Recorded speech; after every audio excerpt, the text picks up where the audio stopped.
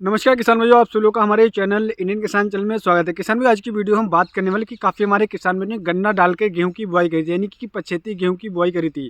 और उस समय पर हम बात करते हैं कि इस समय पर हमारे काफ़ी किसान भाई सोचते हैं कि दूसरी सिंचाई में कब करना चाहिए। तो आज की वीडियो में हम बात करने वाले काफ़ी हमारे किसान भाई गलतियाँ कर रहे हैं कि दूसरी सिंचाई करते समय बहुत बड़ी गलतियाँ कर रहे हैं। तो आज की वीडियो में बात करें कि दूसरी सिंचाई में कब करना चाहिए। अगर आपने गेहूँ की पछेती बुआई करी थी या आपने अगर नॉर्मल भी बुआई की, तो आपको दूसरी सिंचाई कब करना चाहिए और उसके साथ में ऐसे कौन कौन से उर्वरकों का प्रयोग करना चाहिए जिससे जो आने वाले समय में हमारी टेलरिंग अधिक हो, वेजिटेटिव ग्रोथ अच्छी हो और हमारी अधिक से अधिक पैदावार निकल करके आए। और हमारा जो दाना होता है वो बारीक रहता है, तो उस समस्या को हम किस प्रकार से खत्म कर सकते हैं और हमारी फसल गिरती क्यों है, तो उस समस्या को हम किस प्रकार से खत्म कर सकते हैं। तो ये सारे सवाल आपके इस वीडियो में क्लियर होने वाले हैं।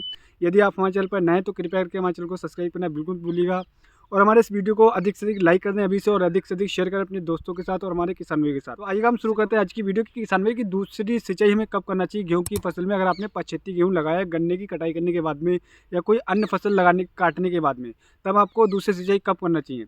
जैसे किसान भाई मैं आपको बताना चाहूँगी, दूसरी सिंचाई बहुत ही ज़्यादा महत्वपूर्ण होती है, पहली सिंचाई से ज़्यादा महत्वपूर्ण दूसरी सिंचाई होती है। अगर आप इसमें ढील कर देते हो, इसमें लेट या फिर कच्ची सिंचाई कर देते हो, तो आपको इसका रिजल्ट भी उल्टे देखने को मिलते हैं।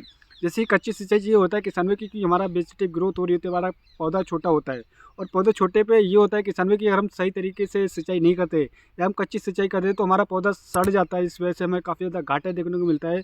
और अगर हम लेट सिंचाई करते हैं तो हमारा पौधा अपसेट हो जाता है, यानी कि उसको पानी की ज़रूरत है लेकिन आपने पानी उसको लेट पिलाया, तो उससे हमारा पौधा बहुत ही अधिक अपसेट हो जाता है, जिस वजह से वो स्ट्रेस में आ जाता है और हमारी जो टेलरिंग होती है वो टेलरिंग कम हो जाती है और हमारी जो कल्लों की संख्या कम निकल करके आती है, जिससे हमारे घाटा अधिक देखने को मिलता है। जो हमारी हार्वेस्टिंग होती है तो हमारा पौधा, जो आपने देखा हो कि आपने गेहूँ कितनी भी अधिक मात्रा में बोया है लेकिन आपकी जो पैदावार वो कहीं ना कहीं कम निकल करके आई औसतन से भी।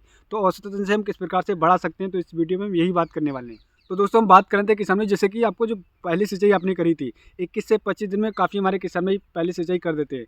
और दूसरी सिंचाई करने में वो समय का ये देखते हैं कि मौसम ठंडा है तो हमें सिंचाई नहीं देना है, या फिर हमें लगता है कि हल्की सी बरसात हुई आपको सिंचाई नहीं देना है। काफ़ी हमारे किसान भी इस ना हाँ में लग जाते हैं, जिस वजह से उनकी सिंचाई कहीं ना कहीं लेट हो जाती है। और उससे ये होता है किसान भाई, अगर आपकी सिंचाई आपने 2 दिन लेट करी तो आपका एक एक बीघे के हिसाब से कम 20 किलो बीघे के हिसाब से आपकी पैदावार कम हो जाती है, क्योंकि इस समय पर बहुत ही ज़्यादा क्रिटिकल टाइम होता है। इस समय पर आपको बेहद ज़रूरी समय होता है, क्योंकि अगर आप सिंचाई 1 दिन भी लेट करते हैं, 2 दिन भी लेट करते हैं, तो आपकी पैदावार किलो यानी कि 10 से 20 किलो बीघे के हिसाब से कम हो जाती है। तो आपको ध्यान रखना है, आपने पहले सिंचाई मान ली 21 से 25 दिन में की थी और दूसरी सिंचाई जैसे कि तुरंत 20 दिन के बाद अवश्य करना है। अगर आप नहीं करना चाहते तो आप एक तरीका अपना सकते हैं, जैसे कि मैं आपको बताना चाहूँगा कि आप जहाँ पे आपका गेहूँ का खेत है तो आप एक काम करिए, 2 से 3 इंच की मिट्टी खोदिएगा और उसका लड्डू बना करके देखिएगा। और आपका लड्डू बन रहा है तब आपको सिंचाई नहीं करना है, लेकिन लड्डू आपका नहीं बना तो नेक्स्ट डे आपको एनी हाउ यानी कि किसी भी कंडीशन में आपको दूसरी सिंचाई अवश्य कर देनी है। क्योंकि जी मैं आपको एक चीज़ दिखाना चाहूँगा किसान भाइयों, जैसे कि ये पौधा होता है और इस समय पर हमारी जो ये जो जड़ें होती है जिसको हम रूट्स बोलते हैं, ये जो रूट्स हमारी जो ग्रो करनी होती है, रूट्स अगर हमें इनमें पानी नहीं मिलेगा तो और हमारी रूट्स अपसेट हो जाएंगी और ये रूट्स हमारी ख़राब हो जाएंगी, जिससे हमारी टेलरिंग अगर दिख नहीं होगी। जैसे कि आप देख रहे हैं यहाँ से पौधे की कल्ले निकल रहे हैं, यानी कि संख्याएँ यहाँ से बढ़ रही हैं। तो इससे होगा कि ये संख्या शाखाएँ नहीं बढ़ेंगी, रूट्स अपना जो कार्य करना है क्लोरोफिल की मात्रा नहीं बनाएंगी, पानी की कमी से क्लोरोफिल की मात्रा भी नहीं बनेगी और बहुत सारी अधिक ऐसी फंगस की समस्या देखने को मिल सकती है और भी चीज़ों की समस्या देखने को मिल सकती है। तो आपको दूसरी सिंचाई कम से कम 40 से 45 दिन में अवश्य करना है, यानी कि पहली सिंचाई के बाद में आप दूसरी चीज़ ये कर सकते हैं, 20वें दिन सिंचाई कर सकते हैं। नहीं तो जिस दिन से बोए थे और आज के टाइम अगर 40 से 45 दिन हो गए तो आपको दूसरी सिंचाई अवश्य कर देनी है।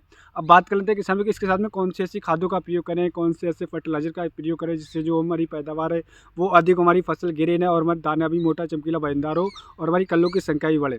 तो दोस्तों मैं आपको बताना चाहूँगा कि अगर आपने अभी तक NPK 19-19 NPK 20-20 का स्प्रे नहीं किया है तो आप कर सकते हैं, ये परफेक्ट समय पीरियड है। अगर आपने सागरिका दानेदार या फिर सागरिका लिक्विड का, माइक्रोराइजा या फिर बायोवीटा का प्रयोग अभी तक नहीं किया तो आप 40 से 45 दिन में दूसरी सिंचाई में कर सकते हैं। ये बहुत ही परफेक्ट समय है, तो इस समय पर कर सकते हैं। और भाई तीसरी यूरिया अगर आपने अभी तक नहीं दी तो आप इस यूरिया का प्रयोग इस समय पर कर सकते हैं, लेकिन इस समय पर आप अगर अपनी पोटास नहीं दी तो पोटास का भी प्रयोग कर सकते हैं। इन सारी खादों को आप प्रयोग करके बहुत ही अच्छा पैदावार ले सकते हैं। अगर मैं डोज की बात करूँ किसान भाइयों, और डोज की बात करें तो अगर आपने यूरिया अभी तक नहीं दी है तो आप 40 से 45 किलोग्राम यूरिया लाइए, उसके साथ में 10 किलोग्राम सागरिका, और आपने अभी तक सल्फर का प्रयोग नहीं किया है या जिंक का प्रयोग नहीं किया तो आप इसमें जिंक का प्रयोग कर सकते हैं 7 से 8 किलोग्राम।